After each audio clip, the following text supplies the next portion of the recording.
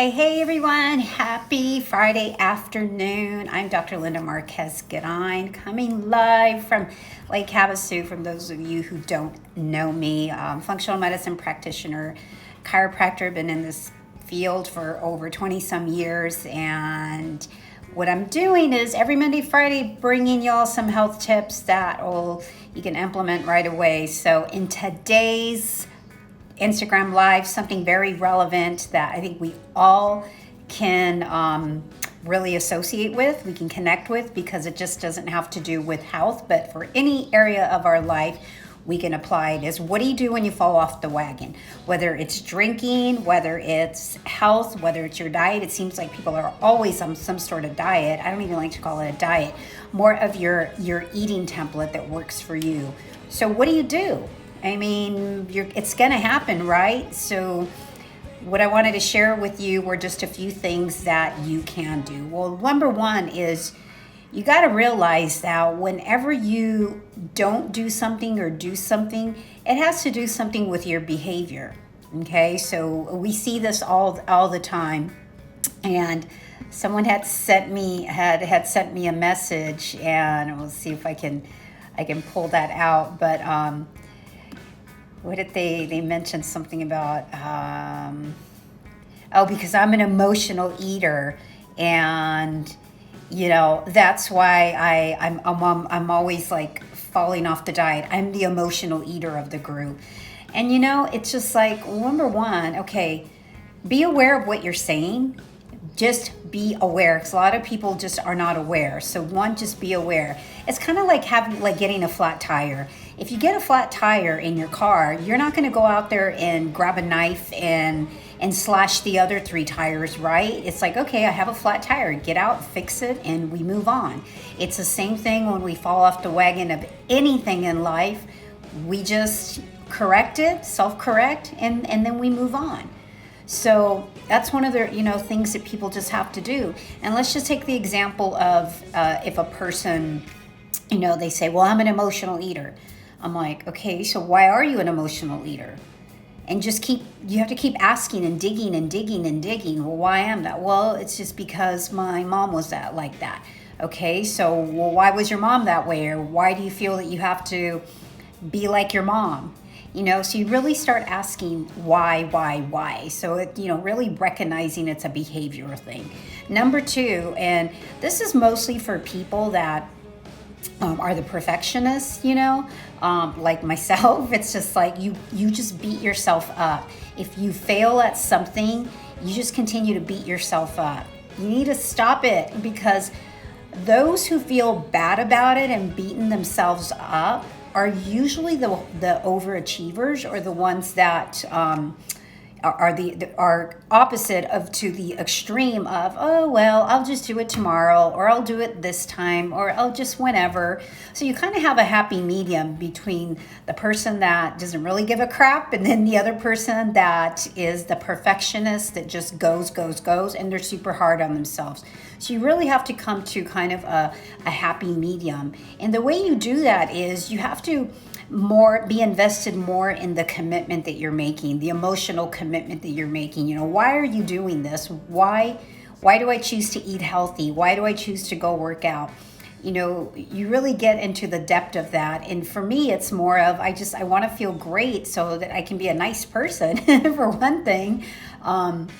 And just be able to just be a better mom, a wife, a friend, and just more of an encouraging person. So that drives me why I stay on my eating template, because let's face it, if you feel like crap, you're going to take it out on everybody else. If you have a headache, or if you fail at something, your health is not feeling good, you're not feeling great, it's really easy for you to be not so kind with other people. So you really got to get into the psychology behind that. All right, so what do you need to do?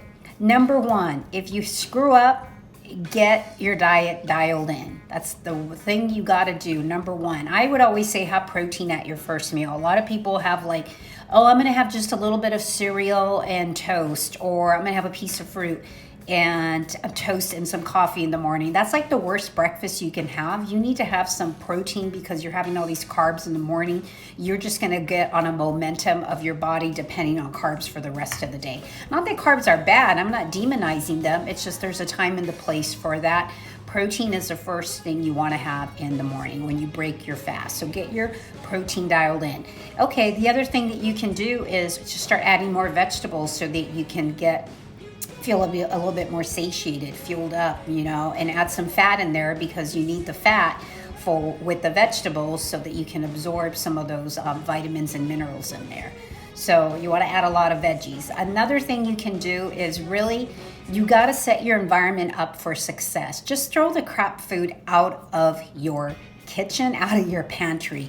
When you're in an environment that is set up for you to win, you're going to win. It's kind of like the friends that you're around. If you're around negative friends who are always discourage you from trying to be healthy and trying to make some changes that are going to be positive and help you to be a better version of you, then you sometimes have to remove yourself from your friends because, they're just not part of a healthy environment. It's kind of like if you're a recovering alcoholic, you don't go to the bar and hang out with friends that are drinkers. The likelihood of you going back to drinking is very high. So that is another thing is really, create an environment. So the way I do that in the house, we don't have junk in the house. I have different protein powders in the house. I do have some frozen veggies so if I need to cook something or heat something up.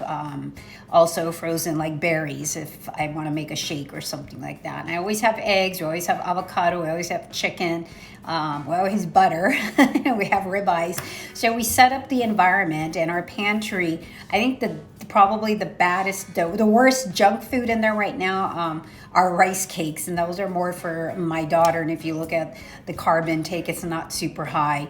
So that's just another thing is you've got to create an environment, not only food but friends and family. So start taking a look at that environment. Maybe something needs to go, and you've got to correct your eating template. That's just the bottom line. If you want to get healthy, if you want to lose weight, if you want to improve with your mental capacity, anti-aging, energy, elimination, skin, there is no shortcut. You've got to clean up your diet. I have an eating template on our website as well, and I have a shopping list, so you can get that. So that's you got to correct the diet. Let's say that day you eat crap. Okay, what can you do? Let's say that you're a restaurant. Like I'm going to just use an example. Let's say I am in Irvine, California, and I went to one of my favorite places, which is the factory, Cheesecake Factory. And let me tell you, I love cheesecake. So if I'm going to eat a piece of cheesecake from there, let me tell you, I'm going to say, hey, let's go walk around for at least 10 minutes. Or don't get in the car and just drive away or just continue to sit there. Go out and walk for 15, 20 minutes. So do self-correction at that time. It doesn't mean like, oh, right, I already ate half a cheesecake. I might as well eat everybody else's that's on the table. No, you just, you stop and like, okay, this is what I can do. There's been times where I go to the bathroom and I just start doing air squats in the bathroom. So, just exercise and get moving. That's one of the things that you can do. And if the next day after a really crappy day, make sure, like I said, have your protein, get lots of water, and get out and exercise. I'm not going to tell you to go exercise for 3 or 4 hours because you're not going to make up for that calorie deficit, abundance, So you just have to exercise. And don't ever wait when you fall off the wagon. Don't ever wait until you feel like it's time to get back on track. You never feel like it. There's times where I don't feel like getting up at 4 a.m. to meditate and go work out. I didn't feel like it this morning, so I got up a little bit later and I cut my meditation in half, and I cut my workout was a little bit different. So I don't always feel like it, but when you get to that point where you don't feel like it, you go back to the why and making a commitment to something. My commitment is I want better health for me so that I can better serve my family, my friends, be a nicer person, community, be a better practitioner, all that. So, you have to have a commitment that's huge, because you're never going to feel like it 100% to do everything perfectly right. All right, so another thing that I wanted to mention, it really just comes down to your mindset. You've got to get your mindset dialed in, because if you don't change your behavior, you're just going to be on one diet, go from one relationship to another relationship to another relationship, move from one area to another area to another area. Guess what? You follow you the whole time. But wouldn't it be great if you became a new version of you, so you wouldn't have to continue to follow and to make the same mistakes? Because no matter where you are, that's where you are. So anyways, there's always going to be something going on. There's always going to be a party. There's always going to be just something. And you really just don't have to give a crap what other people think. There's times where I've walked into a restaurant and I have my sea salt in my bag, or I go to a dinner somewhere and I'm bringing my chopped vegetables with me because I can't eat that, or I choose not to eat it. I don't say I can't, I just choose not to. And I think a lot of times people say, well, I don't want to offend the host. It's like, no, but you're offending you. So what's more important, is your health more important, or are you offending someone you may not even know? But if you also just talk to them and explain to them and say, I really appreciate everything you're doing and this amazing dinner and all. However, I have some challenges with my health right now, and this is what I'm sticking to right now. So that looks delicious. That looks great. And, most of the time they're going to say, oh, okay, they're going to honor that. And if they don't, then maybe it's time to choose new friends in a new environment. Sorry, just saying.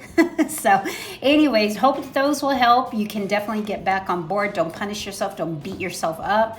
But also don't go slash all the other 3 tires when you get one flat tire. Okay, until next time, if there's some topics that you want us to cover, we are coming up with an adrenal series. So keep you posted with that. Please share these. Please like these. Go to our YouTube channel, subscribe so that you're updated with what's going on with us.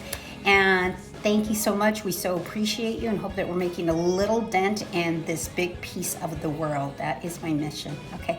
See y'all later. Bye.